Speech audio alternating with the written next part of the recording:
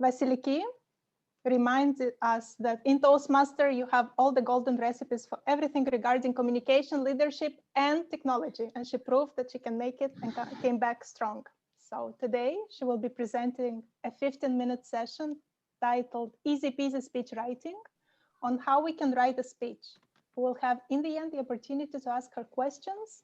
So keep your notes, get your questions done. And is Vasiliki ready to take the stage? Vasiliki Xyfteri with the speech, Easy-peasy speech writing. The stage is yours.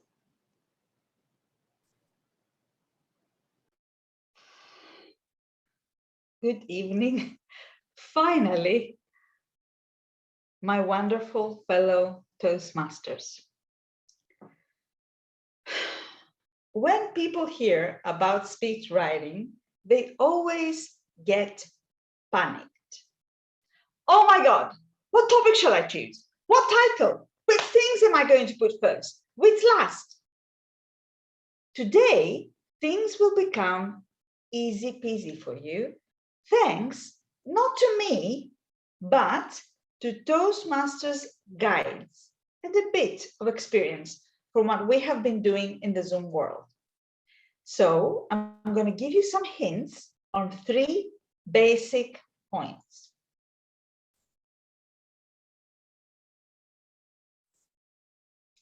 Number 1, topic and title.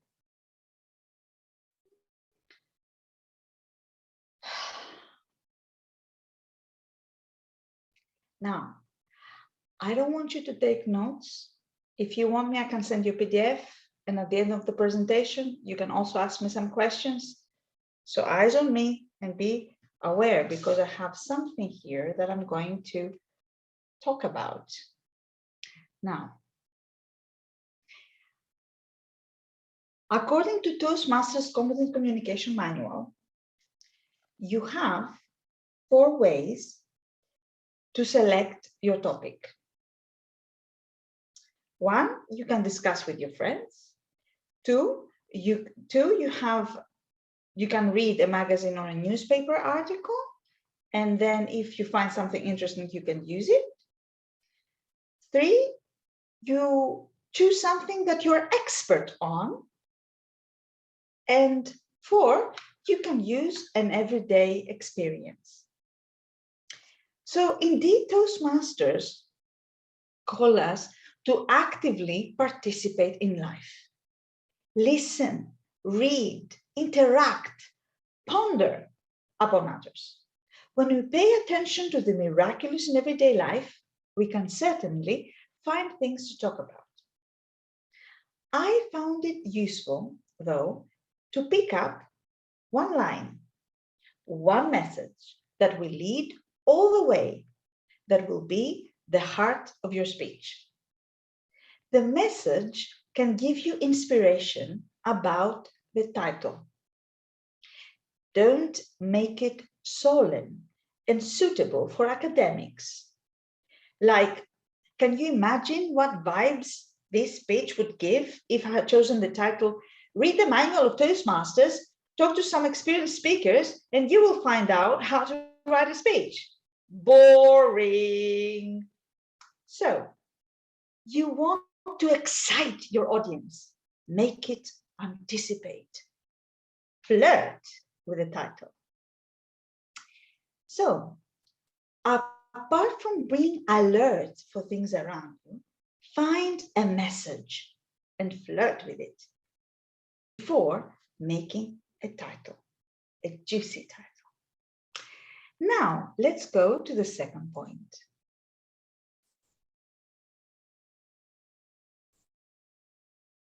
Plan and write.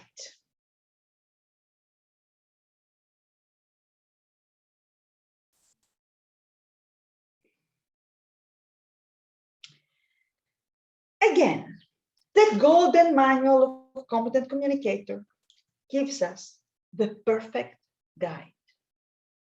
We can make an outline based on time, causes, comparisons, problem-solving situations, topic and subtopics, etc., etc., the usual. But how do I really choose what to say? What is suitable according to my message? So here is my input. Take the message, put it in the center of the paper you're writing your draft on, and ponder on it. Then you need to use your imagination. What your audience really needs. Here we are at the Toastmasters. Toastmasters need to hear about how to write speeches for their tasks and how they can use this information to their professional lives. So, of course, I will mention the source that helped me most in my experience. Follow things the natural way. Don't strive to speak. Strive to communicate. Once you are ready with the message and the outline, you really need to focus on the word memorable. Memorable. How am I going to make things memorable for my audience? The manual suggests we have a question, an illustration, a story, an object, like this one, or a picture for the beginning. Something we can definitely use in the end as well. The message will help you find the right opening and ending. What really connects your message with a picture or an object or a question. Once you have your speech written and you need to adapt, then you need to adapt it to virtual reality. It takes us to step number 3, the juicy part of the day. Virtual reality. It is different when you have a stage to move and a person to touch and use than being on a room on your own and try to attract your audience. We heard some lovely inspirational tips from Frank and Nasia. But how do we put these things in our speech writing? Of course, we can use gestures and be playful, this time with a screen. However, this time you need to think what you're going to do while writing your speech. You can always put things in the parentheses as if you were writing a play. In play, writing the theatrical writer writes the dialogue, and then in the parentheses, they write about the conditions. So think about it while you are writing too. Now, as the end, and now I'm finishing sooner than I thought because I want to hear your questions, is, ta-da! Can I ask somebody from the audience to read it, please? Loud, clear, with a mellow voice. Kristina Ivanova, you are on my screen. So I'm going to ask from you. So before you write, remember that every speech has something of you in the writing. Don't take that away when you write. Be yourself. Be comfortable in your own skin. Thank you, Frank.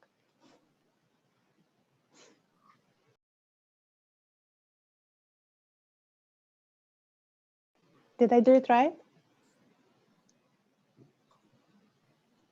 Christina, you were excellent. Thank you very much. Now, I would like to hear your questions.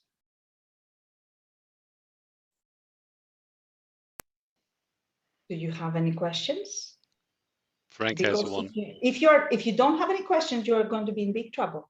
I'm telling you, I'm a teacher. I have a question, I know how to Vasiliki. extract questions from you. So Frank, can I hear from you, please?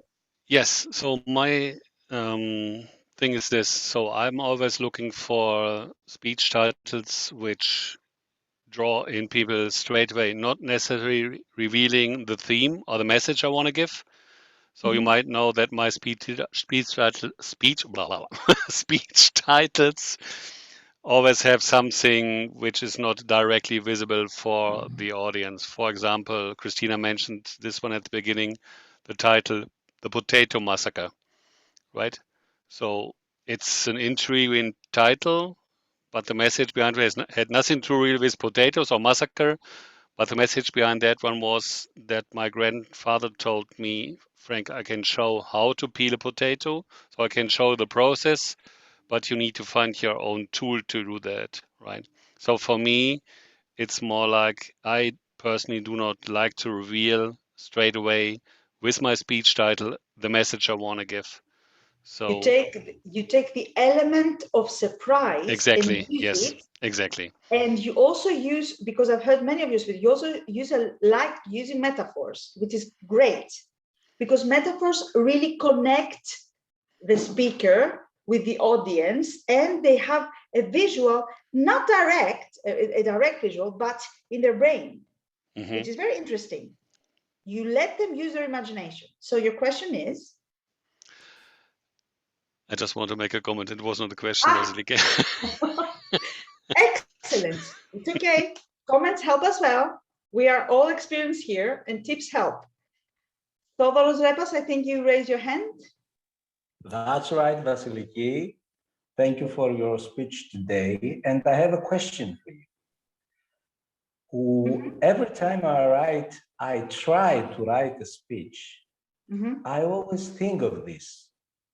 How can I put, let's say, my feelings, let's say my emotional state in my writing? And I will explain what I am saying here. For example, is it a good idea to put a word in bold or in capital letters and then express it, loudly when I give my speech? Are there any similar tips we can use when we write our speeches? So basically what you're asking, and correct me if I have understood it wrong, is how do you actually put the element of feeling in your writing, right? Okay. Yes, you can put it in bold, you can put it in different color, you can write the feeling in the parentheses, but the element of giving a feeling is actually presented best by the tone of the voice. Use something mellow to flirt with your audience. Or something like, do you understand what I'm saying? So the point here is the tone of your voice, mostly, when you try to put some feelings on. Now, regarding the words, the right words to put some feelings, you have two methods. One is be frank. What type of words were you going to use in your regular speech? Two, read poetry. Poets have said it best. One last question, because I'm on yellow. I think okay, Nikki. My question is, how literally a speech should be? What is the golden section between literal and popular writing? I don't understand your question. Should a speech should be written in a literary way or in a popular way? Got you. So you're talking about writing styles here. Yeah. Okay, Nikki, what is your writing style? How are you going to sound honest to your audience? This is what you need to think. Number one, be honest. Write in your own writing style. Number two, think of the audience. Of course, I'm going to use different kind of speech if I speak to 5-year-olds, to teenagers, to Toastmasters, or to parents, in my case. So you have these two, but always be honest. If you're not yourself while you speak, you are a phony, and we don't want to do that. Phonies are like, you know, sometimes that you see some great speakers and they go and they move and they keep going and blah, blah, blah, blah, blah, blah, blah, and nobody actually listens to them. They are excited because they have huge, great energy, but they don't communicate. So communication is the key, and being honest is the best way to do it. Thank you, Vasiliki. You're welcome. Yana, time for your last question. I'm still on yellow, so just go on red. So Christina, I'm gonna, perhaps you can send me your question on email. So that's it, folks. That's it from me. Please feel free to contact me at askthecrazyteacher@yahoo.com, because the crazy teacher always answers questions no matter how crazy they are. Thank you very much for hosting my speech here.